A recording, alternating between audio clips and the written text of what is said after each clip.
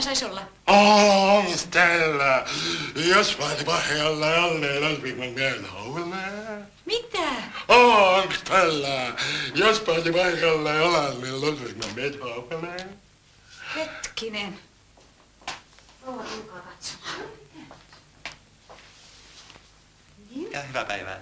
Hyvää päivää. Mitähän asia koskee? Niin minä tiedustelin tältä pikku neitoselta äsken, että olisiko teillä mahdollisesti tätä Johann Sebastian Bachin musiikkia, jolle ole niin Ludwig van Beethoveninkin kävisi minulle oikein hyvin, mutta tähän kysymykseen tämä neitokainen ei suostunut vastaamaan, mitä ehkäpä syy on siinä, että hän ei mahdollisesti ole kuullut tämmöistä säveltin mestareista aikaisemmin mitään.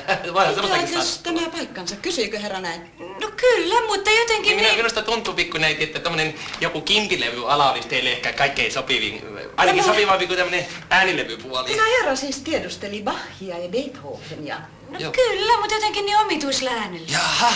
Jaha.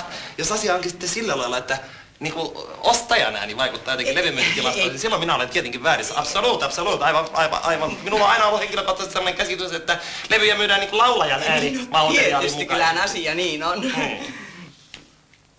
Minä olen nimittäin kovasti sitä mieltä, että juuri kyseiset sävelten mestarit Bach ja Beethoven molemmat niin laulavat erittäin kauniisti. Ei kylläkään niin korkealta kuin Katri Helena esimerkiksi, mutta paljon pidemmin ja hartaammin. Minä nimittäin henkilökohtaisesti ole ollenkaan päässyt tähän nykynuorison rytmiin, jos mä oikein rehellisesti sanoisin. En minäkään, en ollenkaan, niin onkin. Joo.